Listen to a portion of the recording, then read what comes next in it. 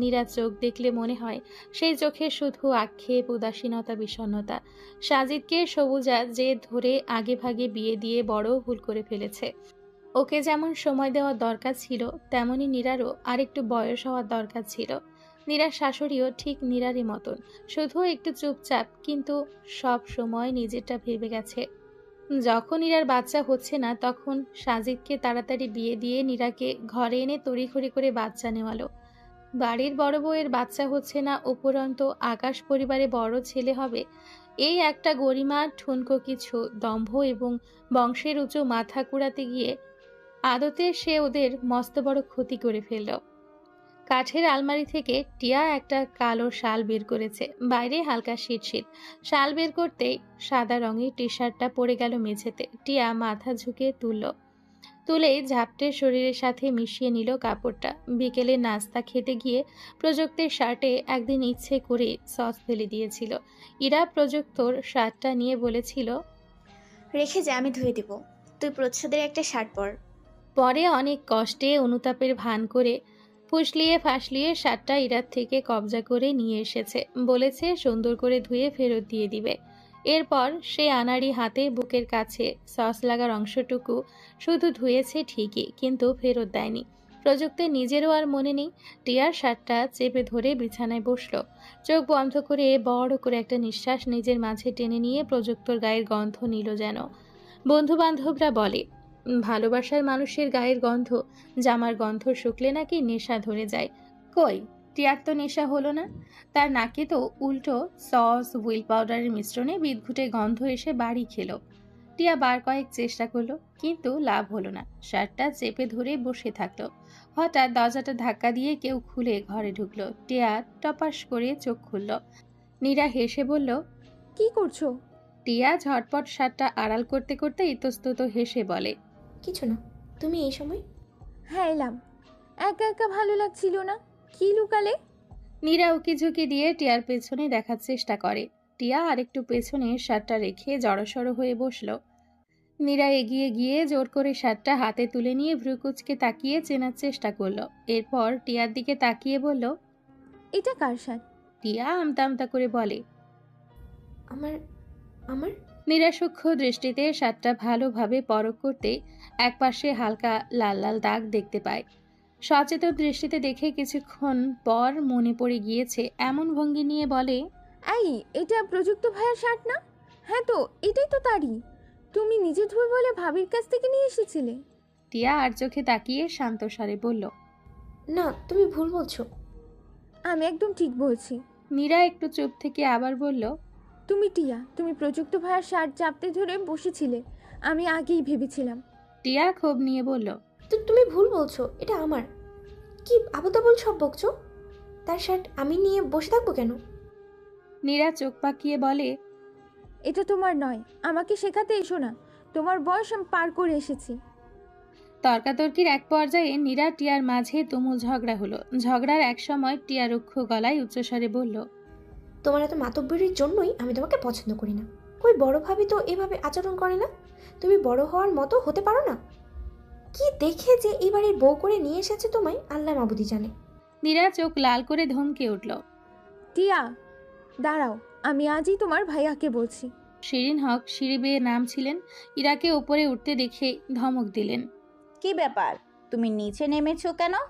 ইরা হালকা গলায় জবাব দিল, এমনি মা, সারাদিন ঘরে বসে। শিরিন হক ইরাকে মাঝপথে থামিয়ে দিয়ে বললেন, চুপ থাকো। তোমার এই নিচে আসা যাওয়া নিয়ে আমার ছেলের সাথে এত মনোমালিন্য হয়, আর তুমি কি না তোমার বেখেয়ালিপনা সিঁড়ি বেয়ে উঠছো নামছো আরেকজনের। ইরা চোখ টলমল করে উঠল। সে আজ মাত্র একবারই নিচে নেমেছে, তাও খিদে পেয়েছে বলেই। ঘরে অর্জন ঘুমাচ্ছিল, ইচ্ছে করেই জাগায়নি। সারাদিন বিশ্রামের সুযোগ পায়নি মানুষটা। মাঝখানে ঘুম ভেঙে ইরাকে না দেখতে পেয়ে তরতর করে নিচে নেমে এসেছে অর্জন। মায়ের কথা শুনে মাথায় রক্ত উঠে গেল। মেয়েটা ভারী অবাধ্য তো, এতবার না করে তবুও তার কোনো হেলদোল নেই। অর্জন এসে আবার ইরাকে ধমক দিল। নিচে নেমে এসেছো কেন? আমাকে ডাকলেই তো হতো। ইরা নিজেকে অসহায় লাগলো। কি মহা মুশকিল। অর্জন ইরার হাত ধরে সিঁড়ির দিকে পা বাড়াতেই শিরিন হক গম্ভীর সুরে বললেন, আরেকজনের কি খবর? বাপের বাড়ি থেকে আসতে হবে না নাকি? 2 দিন তো হলো। ফোন করেছিলে? ফোন দিয়ে কালই আসতে বলো। ইরা দুপাশে মাথা ঝাঁকিয়ে না করলো। শিরিন হক বললেন, ফোন দিয়ে কালই আসতে বলো। দিনরাত উপর নিচ না করে পরিবারের মানুষগুলোর দিকে খেয়াল রাখো। খেয়াল রাখার ইচ্ছে থাকলে ঘরের এক কোণেও বসে থেকেও রাখা যাবে। চুল খোলা কেন? চোখের পলক ফেলতেই যেন টুপ করে পানি গড়িয়ে পড়ল। ইরা ঠোঁট চেপে অর্জনের সাথে ওপরে চলে গেল। শিরিন হক দীর্ঘশ্বাস ফেলেন। মেয়েটার চোখের পানি দেখতে আর ভালো লাগে না, কিন্তু কি করবে? এই যে সিঁড়ি বেয়ে ওপরে উঠে নামে, আল্লাহ না করুক যদি পাটা পিছলে যায়। দুবার মিসক্যারেজ। মেয়েটা আর কত সহ্য করবে? এত বড় মেয়ে কেন যে বুঝে না, কেন যে একটু সতর্ক হয়ে চলে না? পরিবারের সবার দিকে তার খেয়াল, অথচ নিজের দিকে কোনো ধ্যান নেই। বারান্দার এক কোণায় অশ্রু ভাসিয়ে তমসা নিঝুম বাতাসে ইরা বসেছিল মন খারাপ নিয়ে। অর্জুন কেন ধমক দিল? কল্পনা মনে হলেও সত্যি। মা যে তাকে খুব সন্তর্পণে ভরসা করে, ভীষণ ভালোবাসে, তা সে বুঝে। ধমক দিলে তার চোখ টলমল করে ওঠে ঠিকই, কিন্তু কখনো কষ্ট হয় না। অথচ অর্জুন কিছু বললেই তার ভেতরটা একদম পুড়ে যায়। সবাই বকা দিবে, মারবে, কাটবে, কিন্তু কখনো অর্জুন কিছু বলতে পারবে না। আকস্মিক পেছন থেকে মন খারাপের পুরুষটা জড়িয়ে ধরে কাঁধে নাক ঘষে আদুরের স্বরে বলল, রাগ হয়েছে? ইরা চোখ মুছে অন্যদিকে তাকালো। পরক্ষণেই আবার ভিজে উঠল। অর্জুন আহ্লাদ নিয়ে বলল, মাপ চাই ইরাবতী, তুমি কেন বারবার সিঁড়ি বেয়ে ওঠানামা করছো বলো তো? ইরা গাল ফুলিয়ে অর্জুনের একান্ত আহ্লাদি হয়ে উত্তর দেয়। আমার খিদে পেয়েছিল যে। অর্জুন হাসল। হেসেই তৃপ্তি নিয়ে ইরার গালে লম্বা চুমু দিল। লজ্জায়, ভালোবাসায়, আদরে ইরা চোখ জোড়া আবারও টুলটুল করে উঠল। তার স্বস্তি হয় এই ভেবে যে এই পরিবারের সবাই তাকে ভালোবাসে, সবাই তাকে স্নেহ করে, আদর করে, তার খেয়াল রাখে। কিন্তু তবুও তাকে ধমকে কথা শোনায়। বড় রাস্তা ধরে 4 চাকার ঘর্ষণে যান্ত্রিক বাহনটা নিজ গতিতে এগোচ্ছে। প্রত্যুষের ঝিমানো বাতাস, হালকা রোদের আদর, ঝকঝকে সূর্যের অভ্র ঝিলিকের ভিড়ে দীর্ঘ সময়ের কোনো বন্দি পাখিকে মেলে দেওয়ার মতোই উড়ছে দুষ্টুর খোলা কোমর ছড়ানো চুলগুলো। জানালায় হাত ঠেকিয়ে প্রচ্ছদের দিকে তাকিয়ে সে বলে, আর কিছুদিন থাকতাম। প্রচ্ছদ দুষ্টুর দিকে না তাকিয়ে জবাব দেয়, কাল রাতে ভাবি ফোন দিয়েছিল, মা তাড়াতাড়ি আসতে বলেছেন। দুষ্টু হাতে মাথা ঠেকিয়ে মন খারাপ নিয়ে বসে রইল। খানিক বাদে প্রচ্ছদের ফোন এলো। কথা বলার এক পর্যায়ে দুষ্টু শুনতে পেল সে বলছে, আচ্ছা আমরা আসছি। ফোন রেখে পলকে গাড়ি ঘোরানো হলো। দুষ্টু চোখ বড় বড় করে বলল, কোথায় যাচ্ছি? প্রচ্ছদ জবাব দেয় না। তার মুখ থমথমে, গম্ভীর, রক্তশূন্য, যেন এমন কোনো খবর যাতে তার দেহ, হৃদয়, মন ক্রমাগত নীরবে ক্ষতবিক্ষত হয়ে রক্ত ঝরাচ্ছে, আর ক্রমে রিক্ত শূন্য হয়ে যাচ্ছে বুকের বাপাস। দুষ্টু আবার শোধালো। প্রচ্ছদ অস্পষ্ট স্বরে উত্তর দেয়, উকিলের চেম্বারে যেতে হবে। দুষ্টু ফ্যাল ফ্যাল করে চেয়ে থাকে। কেন যে অমন উদ্ভটভাবে তাকিয়ে রইল কে জানে। তবে অনেকক্ষণ তাকিয়েছিল। তার কেমন মিশ্র অনুভূতি হলো। ভালো লাগছে না, আবার খারাপও লাগছে না, খুশিও হচ্ছে না, আবার দুঃখও পাচ্ছে না। যাওয়ার পথে ফোনের শোরুমের সামনে গাড়ি থামিয়ে প্রচ্ছদ নতুন ফোন কিনল। ফোন কিনে গাড়িতে বসতেই দুষ্টু উৎফুল্লতা নিয়ে হাত বাড়িয়ে বলল, দিন। প্রচ্ছদ ভ্রুকুচকে ফোনের প্যাকেট খুলে দুষ্টু চোখ পিটপিট করে বলে, দিন, আমি খুলছি তো। আশ্চর্য, তোমাকে কেন দিব? প্রচ্ছদের ঝাঁঝালো কণ্ঠস্বর। দুষ্টু যেন আকাশ থেকে পড়ল। আমাকে কেন দেবেন মানে? আমার জন্য কিনেননি? প্রচ্ছদ কাজ ঝাঁকিয়ে পাত্তাহীনভাবে বলল, না, তোমার জন্য কেন কিনবো? তুমি তো আমার ফোনই নিয়ে নিয়েছো। দুষ্টু ঠোঁট উল্টে বলে, দেখুন, ফাজলামি করবেন না। আপনি আমার ফোন ভেঙেছিলেন বলেই আমি নিয়েছিলাম। আপনারই পুরাতন ফোন আমি নিব না। নিয়ে নিন, আমাকে নতুন ফোন দিন। প্রচ্ছদ বাঁকা হাসে। যখন জোর করে ফোন নিয়ে নিয়েছিলে তখন ভাবার দরকার ছিল এটা যে পুরাতন ফোন। দুষ্টু গাল ফুলিয়ে অন্যদিকে ঘুরে, আপনি একটা ফাজিল লোক, একটা ফালতু। আর তুমিও ছেঁচড়া, যার তার ফোন জোর করে নিয়ে নাও। দুষ্টু আগুন লাল চোখে তাকায়। প্রচ্ছদ মিটিমিটি হাসে। দুষ্টু আঙ্গুল তুলে বলে, একদম হাসবেন না। প্রচ্ছদ এবার ঠোঁট প্রসারিত করে শব্দ করে হাসলো। দুষ্টু রেগে গাড়িতে বাড়ি মারে। কিছুক্ষণ পর হাসি থামিয়ে হঠাৎ পেল রোদ্দুরের আলতো হাওয়ায় মনের স্ফটিক অনুভূতি উজাড় করে দিয়ে প্রচ্ছদ হালকা গলায় জিজ্ঞেস করলো, ডিভোর্স নেওয়ার সাথে সাথে কি আপনার প্রেমিককে বিয়ে করবেন?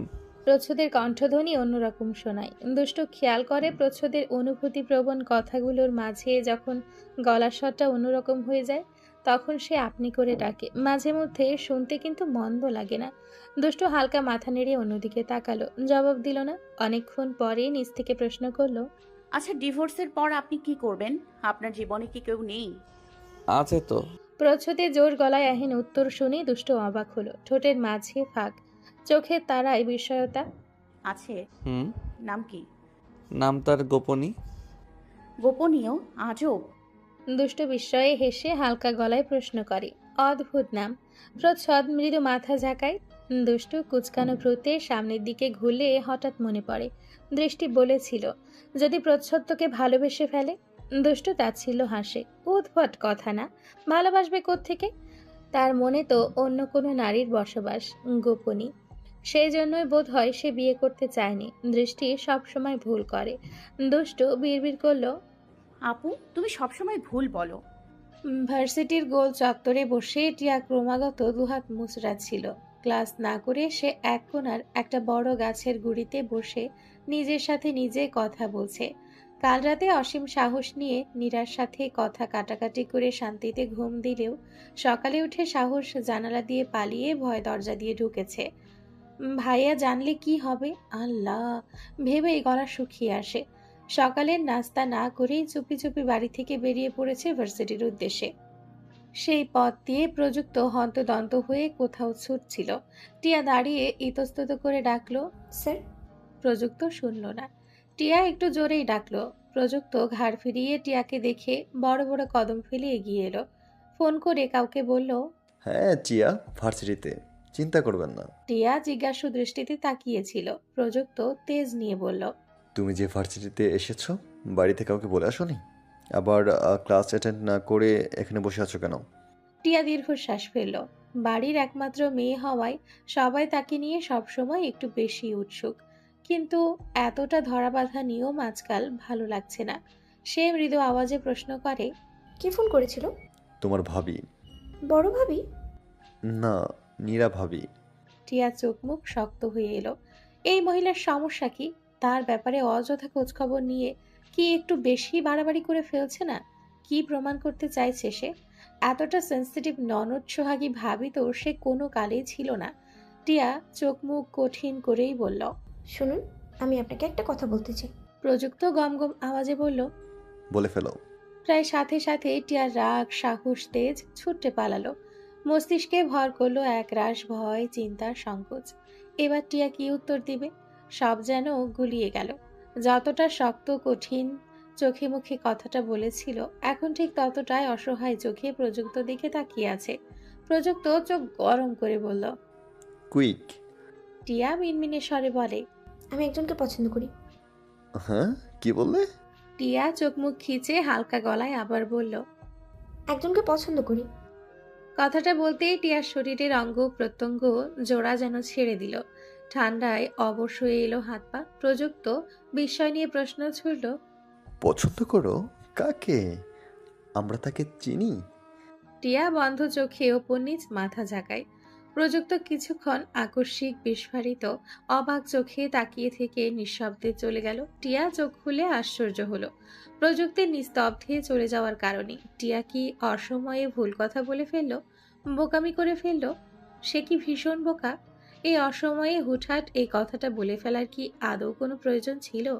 টিয়ার কান্না পেল, ভীষণ কান্না। কান্নার চোটে গলার স্বর রোধ হয়ে এলো। 2 বছর আগে ভার্সিটিতে যখন ভর্তি হলো, প্রযুক্তর শিক্ষকতা, অন্যরকম চলন ফেরন দেখে মনের মাঝে দৈবাত্য খুব অজান্তেই সূক্ষ্ম অনুভূতি সৃষ্টি হয়ে গেল। কিন্তু এর আগেও প্রযুক্তের সাথে দেখা হয়েছে, তবে কখনো এমন অনুভূতি অনুভব হয়নি। অমন চাকচিক্য সুন্দর চলন, ভিন্ন অ্যাটিটিউড, সবার মুখে ক্রাশ প্রযুক্ত স্যার। শুনতে শুনতেই কি তবে টিয়ার মনে অন্যরকম সেই অনুভূতিটা তৈরি হয়ে গেল? ওরা যখন বাড়ি ফিরল তখন প্রায় দুপুর। দুষ্টু সদর দরজা দিয়ে ঢুকতেই মুখোমুখি হলো শিরিন হকের। মাথায় নুয়ে নিল সে। পেছনে প্রচ্ছদ আসছে। শিরিন হক মোটা স্বরে বললেন, চুল খোলা কেন? দুষ্টু নিচু মাথায় আর চোখে তাকালো, সাথে ভীষণ বিরক্তও হলো। সে হিজাব বাঁধা অবস্থায় চলাফেরা করে সবসময়, তবুও অস্পষ্ট স্বরে বলল, ভেজা ছিল। বাহিরে কখনো চুল ছেড়ে বের হবে না। হিজাব। দুষ্টু মাথা ঝাঁকালো, কৈফিয়ত দেওয়ার সুরে বলল, ভাবলাম বদ্ধ গাড়ির ভেতরেই আসবো, কেউ তো দেখবে না, তাই আর কি হিজাব বাঁধিনি। শিরিন হক প্রতিউত্তর না করে চলে গেলেন গট গট করে আওয়াজ তুলে। ঘরে গিয়ে ব্যাগটা বিছানায় ছুঁড়ে কোমরে হাত রেখে দুষ্টু শুধালো, আচ্ছা, আপনারা মা ছেলে এরকম কেন? রসকস নেই কেন? অর্জুন ভাইয়া দেখুন তো কি সুন্দর, আপনি তার মতো হতে পারেন না? প্রচ্ছদ বাঁকা চোখে তাকিয়ে দুষ্টুকে নকল করে বলল, অর্জুন ভাইয়া সুন্দর কারণ তার বউ বেশি সুন্দর। দুষ্টুর মুখটা হা হয়ে গেল, বিস্ময়ে তেজে উঠে চিৎকার দিয়ে বলল, মানে আমি সুন্দর নই? এই সুন্দর সেই সুন্দর না, তুমি এসব বুঝবে না, ছাড়ো, বোঝার বয়স হয়নি তোমার। দুষ্টু হা করে নিজের দিকে আঙ্গুল তাক করে বলল, আমার আমার বোঝার বয়স হয়নি? আপনি জানেন আমার বয়স কত? প্রচ্ছদ ভ্রু নাচালো। কত? 4 মাস পর 24 হবে। কিন্তু তোমার আচরণ ষোড়শী কিশোরীর মতন, অথচ আমি একটা বুড়িকে বিয়ে করেছি। আবার অপমান? তুমি সেটারই যোগ্য। বলে প্রচ্ছদ ওয়াশরুমে ঢুকলো। দুষ্টু এগিয়ে গিয়ে ওয়াশরুমের দরজায় লাথি মেরে চিবিয়ে চিবিয়ে বলল, আজ বের হন শুধু টোকাইওয়ালা, আপনার একদিন কে আমার যতদিন। আয়নার সামনে দাঁড়িয়ে প্রচ্ছদ চুল গোছাচ্ছিল। দুষ্টু ফোনে চোখ রেখে নাক ফুলিয়ে বিছানার এক কোনায় বসে আর চোখে প্রচ্ছদকে পর্যবেক্ষণ করছিল বারংবার। প্রচ্ছদ গুনগুন করে উঠল। গুনগুনানোর কিছু অংশ দুষ্টুর কানে একটু আধটু বাড়ি খেল। হাউস কইরে বাপে আমায় করাইছিল বিয়া, বউ আনতে গিয়াছিলাম 100 গাড়ি নিয়া, এখন দিনে রাতে দেখাই তার আসল চেহারা। বউ তো নয় যেন সিসি ক্যামেরা, বউ তো নয় যেন সিসি ক্যামেরা। দুষ্টু খ্যাক করে উঠল। এই টোকাইওয়ালার বংশধর। প্রচ্ছদ গান বন্ধ করে চোখ রাঙিয়ে তাকালো। আরেকবার টোকাইওয়ালা ডাকলে খুব খারাপ হবে। দুষ্টু চুল উড়িয়ে পাত্তাহীন গলায় বলল,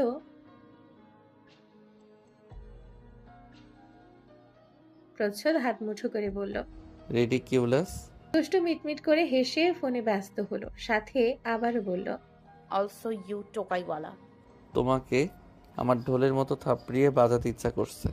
প্রচ্ছদ দাঁতে দাঁত চাপলো। দুষ্টু হেসে হাওয়ায় উড়িয়ে দিল। হঠাৎই প্রচ্ছদ স্বপ্ন দিয়ে ভাসলো। কিছু মনে পড়ে গিয়েছে এহেন ভঙ্গিমায় বলল, গট ইট, ডুগডুগি পারফেক্ট না? টোকাইওয়ালার ডুগডুগি। দুষ্টু চকিতে ফোন থেকে চোখ সরালো। প্রচ্ছদের দিকে সাপের ন্যায় ফুঁসে উঠে তাকালো। প্রচ্ছদ ঠোঁট কামড়ে হেসে বলল, যাও ডুগডুগি, আমার কালো শার্টটা বের করে নিয়ে এসো। গো ফাস্ট, আমি বের হব। দুষ্টুর চোখ তখনও তাক করা প্রচ্ছদের দিকে। তেজের স্ফুলিঙ্গ বের হচ্ছে, যেন এক্ষুনি চোখ থেকে আগুন ঝরবে আর ভস্ম করে দিবে এই ফালতু পুরুষটাকে। সে আকস্মিক উঠে দাঁড়িয়ে চিৎকার করে বলল, আপনাকে আমি কত সুন্দর নাম দিয়েছি, আর আপনি আমাকে এই বিশ্রী নামটা কেন দিলেন? হ্যাঁ, আপনাকে এই নাম দেওয়ার যথেষ্ট যুক্তি আছে। আমাকে এই নাম দেওয়ার যৌক্তিকতা কি বলুন? দুষ্টু ছেলে মানুষই রাগে চোটে প্রচ্ছদ শব্দ করে হাসল, বলল, নাম দেওয়ার জন্য যুক্তি লাগে না, যৌক্তিকতা খুঁজতেও হয় না, হৃদয় দিয়ে অনুভব করলে হাগু নামও মধুর মনে হয়। বলেই প্রচ্ছদ আবারও শব্দ করে হেসে চলে গেল। দুষ্টু নাক ছিটকে চোখ বড় বড় করে তাকিয়ে ঘেন্না নিয়ে বলল, ছি, বক্তু ইতর লোক। দুপুরে সাজিদ খেতে এলো। নীরা বিছানার ওপর বসে পায়ের ওপর পা তুলে কানে হেডফোন লাগিয়ে ফোনে কি যেন দেখছিল এবং শব্দ করে হাসছিল। সাজিদ এলো, আয়নার সামনে দাঁড়িয়ে ঘড়ি খুললো, পকেট থেকে মানিব্যাগ বের করলো, ব্লেজার খুললো, হাই হিট টাই ঢিলে করলো। এসব করতে করতেই আয়না গলিয়ে নীরার দিকে চাইলো। অনেকক্ষণ তাকিয়ে থাকলো, কিন্তু আশ্চর্য হলেও যেন সত্যি নীরার সাজিদের দিকে খেয়াল নেই। ইভেন সাজিদ যে ঘরে এসেছে তাও বোধহয় এই মেয়ে খেয়াল করেনি, চোখ তুলে দেখেনি একবারও। সাজিদের মনে হলো এই মুহূর্তে যদি নীরাকে বলা যায় যে কোনো একটা বেছে নাও, স্বামী কিংবা ফোন, তবে নীরা ফোনই বেছে নিবে। বুক চিরে অনেকদিন বাদে কিছু হতাশ বিতৃষ্ণার দীর্ঘশ্বাস ঠিকরে বেরোলো। বিয়ের প্রথম থেকেই এমন, নতুন বিষয় নয়, তবুও সাজিদের আফসোস লাগছে আজ।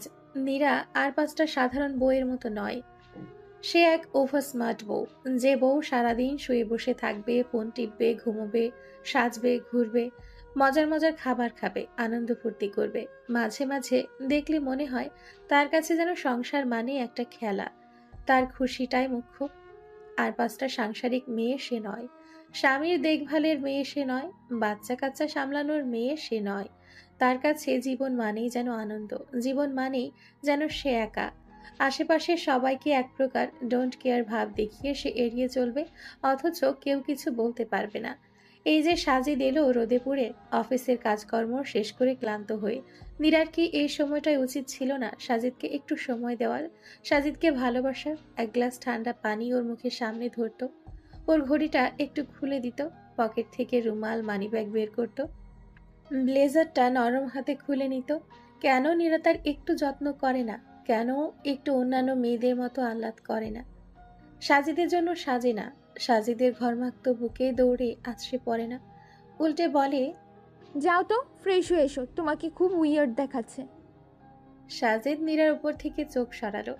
ঠিক এই কারণগুলোর জন্য সেও কখনো নীরাকে ভালোবাসতে পারেনি, মন থেকে কাছে টানতে পারেনি। মনে মনে যে একটা অদ্ভুত অদৃশ্য হৃদয় বন্ধন থাকে, তা তাদের কখনো হয়ে ওঠেনি। আর হয়ে ওঠেনি বলেই হয়তো কেউ কাউকে যত্ন করতে পারেনি। এই সময়টাতে এসেও দুজন দুজনার কাউকে আগলে রাখতে পারছে না, নিজের একান্ত করে ধরে রাখতে পারছে না। সুতোয় টান পড়ছে, যেন ছিঁড়ে যাবে এক্ষুনি। সাজিদ ওয়াশরুমে গেল, ফ্রেশ হয়ে চোখ বন্ধ করে বিছানায় বসতেই নীরা হাত থেকে ফোন রাখলো। এরপর গম্ভীর গলায় বলল, কথা আছে। সাজিদ নির্বিকার কণ্ঠে বলে, বলো। তোমার বোন। সাজিদ থামিয়ে দিল মাঝপথেই। আমার বোন তোমার কি হয়? নীরা একটু অবাক হলো, একটু রাগও হলো, তবে এখন রাগারাগি করার উপযুক্ত সময় নয় বলে চোখ বন্ধ করে রাগ সংযম করে বলল, টিয়ার ভাবসাব ভালো না, ও বোধহয় প্রেম করছে। সাজিদ চকিতে তাকালো, চোখ বিস্ফারিত, অবাক কণ্ঠে শুধালো, এই বয়সেও প্রেমের কি বুঝে? নীরা মুখ বাঁকিয়ে বলল। অতটাও কচি না। সাজিদ চোখ গরম করে বিছানায় হেলান দিয়ে বসলো। নীরা একটু চুপ থেকে বলল, ও প্রযুক্তর সাথে প্রেম করছে। সাজিদ টপাস করে চোখ খুলল, বিস্ময়তায় মুখের বুলি উড়ে গেল গগনের মেঘের ভাঁজে, মুখে বিশাল বড় আশ্চর্যতার চিহ্ন। কিছুক্ষণ পর নীরার দিকে বিরক্ত দৃষ্টি নিয়ে তাকিয়ে পাত্তাহীনভাবে আবারও চোখ বন্ধ করলো। এরপর চোখ খুলে উঠে চলে গেল খাবার ঘরে। যেতে যেতে বিড়বিড় করে বলল, যত সব পাগলের প্রলাপ, আত্মা চমকিয়ে দিয়েছিল আমার। খাবার ঘরে ঢুকতেই সাজিদ দেখলো টেবিল একদম ফাঁকা, শুধু এক কোনায় ফোনে চোখ রেখে পরপর খাবার মুখে ঢোকাচ্ছে টিয়া। কোনো দিকে হুঁশ নেই। সাজিদ টিয়ার পাশে চেয়ার টেনে বসলো, প্লেটে খাবার তুলতে তুলতে আর চোখে একবার টিয়ার দিকে তাকালো। ফোনে কি? খাওয়ার সময় ফোন টিপিস কেন? টিয়া চমকে উঠল, সাজিদকে পাশে দেখে দ্বিতীয় দফায় ভড়কিয়ে চোখ বড় বড় করে চাইলো, বুকে থুথু দিতে পর মুহূর্তে আবার ফোনে ব্যস্ত হলো। অনেকক্ষণ পর সাজিদ খাবার মুখে নিয়ে অস্পষ্ট গলায় জিজ্ঞেস করলো, প্রেম নাকি করছিস আজকাল? টিয়া ফোনে দৃষ্টি রেখে ভ্রু কুচকে বিস্ময়তার গলায় বলল, পাগল নাকি? হঠাৎ প্রেম করতে যাবো কেন? টিয়া নিজের উপর এহেন আত্মবিশ্বাস নিয়ে কথা বলার ধরন দেখে সাজিদ পুরো দস্তর স্বস্তির অনেক বড় নিঃশ্বাস ছাড়ল। ঝটপট খাওয়া শেষ করে টিয়ার মাথায় হাত বুলিয়ে চলে গেল। টিয়া তখনও খাচ্ছিল। ফোন দেখে দেখে খেতে গিয়ে তার অনেক দেরি হয়, বদ অভ্যেস। সাজিদ মাথায় হাত বুলিয়ে দিলে সে মুচকি হাসলো। একটু পর ভাই চলে যেতে যেন তার হুঁশ হলো। ভাইয়া কি বলে গেল? ফোনে ডুবে গিয়ে সে বেমালুম ভুলে বসেছিল কালকে তার আর নীরার ঘটনাগুলো। নীরা নিশ্চয়ই সাজিদকে কিছু বলেছে, না হলে হঠাৎ এসব জিজ্ঞেস কেন? সাজিদের কথাগুলো ভাবতেই টিয়ার গায়ে কাটা দিল। ভাগ্যিস সে অবচেতনে স্বাভাবিকভাবে উত্তর করেছে, তা না হলে তো শরীর কাঁপাকাঁপি শুরু হয়ে যেত, সাথে সাজিদও সব বুঝে ফেলতো। টিয়া কপালে হাত ঠেকিয়ে বিড়বিড় করল, কিন্তু আমি তো প্রেম করছি না।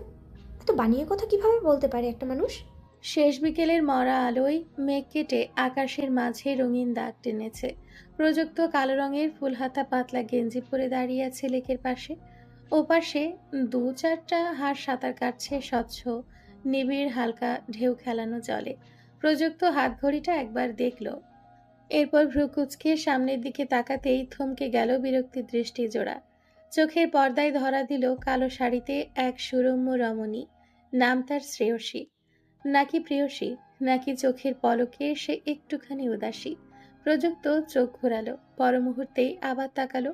মোহিত বিহ্বল বশীভূত চোখে বিবশ গলায় নিজ মনে মনে বলল, নাকি ভালোবাসি। পায়ে পায়ে শ্রেয়সী এগিয়ে এলো প্রযুক্তর মুখোমুখি। গোলাপি রঙা ঠোঁটের এক কোণায় ভীষণ দারুণ অভিভূত মুচকি হাসি। উচ্ছ্বাসে উল্লাসে প্রাণবন্ত নারীটি বলল, আপনি কালো পরেছেন, তবে প্রযুক্ত অবাকতার সাথে জোরপূর্বক হেসে বলে, আপনি তো বলেছিলেন কালো পরতে, কিন্তু আপনি যে শাড়ি পরবেন সেটা তো বলেননি। শ্রেয়সী লাজুক হাসল, মাথা নাড়িয়ে বলল, চলুন হাঁটি। পায়ে পা এগুলো দুর্দমনীয় অজানাতে। লেকটা বড়, রাস্তার দুপাশে কিছু দূর অবধি এগিয়ে গেছে। মাথা উঁচু করে দণ্ডায়মান বিশাল বৃক্ষ সাম্রাজ্য। শীতার্থর মৃদু ঠান্ডা হাওয়া। শ্রেয়সীর আঁচল উঠছে, গোছানো খোলা চুলগুলো অগোছালো হয়ে মুখে পড়ছে অবিরাম। প্রযুক্ত তখনও দেখছিল বিভোর আখিতে। খানিক বাদে ধীর গলায় বলল, সুন্দর লাগছে। শ্রেয়সী অগোছালো চুলগুলো সামলে জিজ্ঞাসু দৃষ্টি নিয়ে চাইল। প্রযুক্ত মৃদু হাসল। সারা শরীরে যেন কম্পন খেলে গেল সে নারীর। গোপনে হাসল সেও।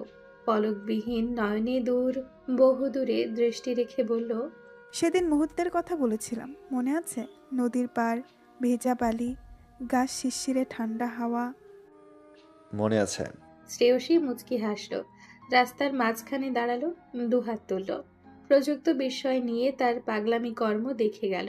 উঁচু স্বরে শ্রেয়সী বলে উঠল, আরও একটি মুহূর্ত, লেকের ঢেউয়ের চলাৎ শব্দ, পিচঢালা রাস্তায় সবুজ পাতার ছায়ায় দুলানো এলো নকশা, চুল ওড়ানো বাতাস, এই প্রথম শাড়ির কুচি ধরে অবিন্যস্ত হাঁটা, আর পাশে থাকা অবুঝ মানুষটা। কেন হলো কে জানে। পক্ষান্তরে প্রযুক্তর শরীর প্রাণ জুড়ে কেমন এক অপার্থিব অতীন্দ্রিয় অনুভূতি বিচরণ করল। হৃদয় স্তব্ধ হলো, থমকে দাঁড়ালো। শ্রেয়সী এগিয়ে এলো অনেকটা। প্রযুক্ত দূর থেকে সম্পূর্ণ অন্য এক নিজস্ব দুহিতা আবিষ্কার করলো তার অজ্ঞাত অভিনিবেশপূর্ণ দর্শনেন্দ্রিয়তে। তমসা নিঝুম শ্রান্ত শান্ত রজনী।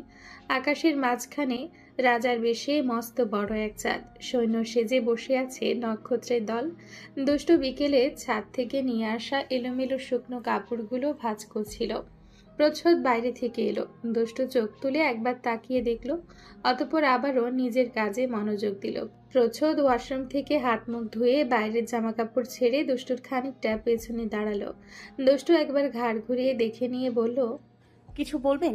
অনেকটা সময় নিয়ে প্রচ্ছদ উত্তর দেয়, কোর্টে আবেদন করা হয়েছে ডিভোর্সের জন্য। কাল বোধহয় উকিলের চেম্বারে যেতে হবে। দুষ্টুর চোখে খুশির ঝিলিক। আকাশের সেই মস্ত বড় সুখী চাঁদটার নাই তার ঠোঁটে ক্রমাগত সুখ ফুটে উঠল। উচ্ছ্বাসে বলল, সত্যি? প্রচ্ছদের চোখ মেঝের দিকে। কেন কে জানে, তবে পরমুহূর্তেই কেন যেন দুষ্টুর হাসি ঠোঁটে মিলিয়ে গেল। মুখটা ভার হলো। এবার তার কণ্ঠ শোনালো গম্ভীর এবং অল্প একটু বিস্ময়। সত্যি নাকি? প্রচ্ছদ উত্তর দিল না। দুষ্ট আবার কাপড় ভাঁজ করায় মনোনিবেশ করলো ভারাক্রান্ত মনে।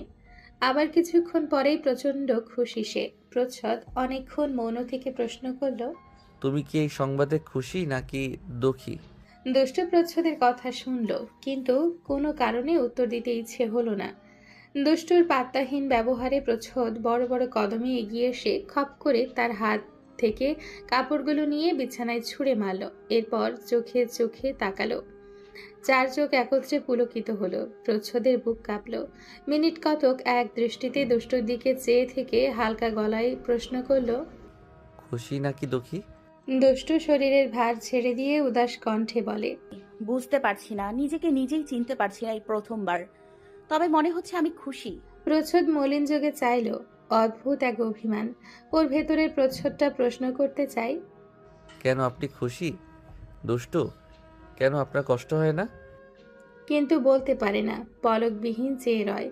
দুষ্টু দৃষ্টিতে নিজেকে বুঝতে না পারার অসহায়ত্ব। প্রচ্ছদের চোখ অভিলাষপূর্ণ।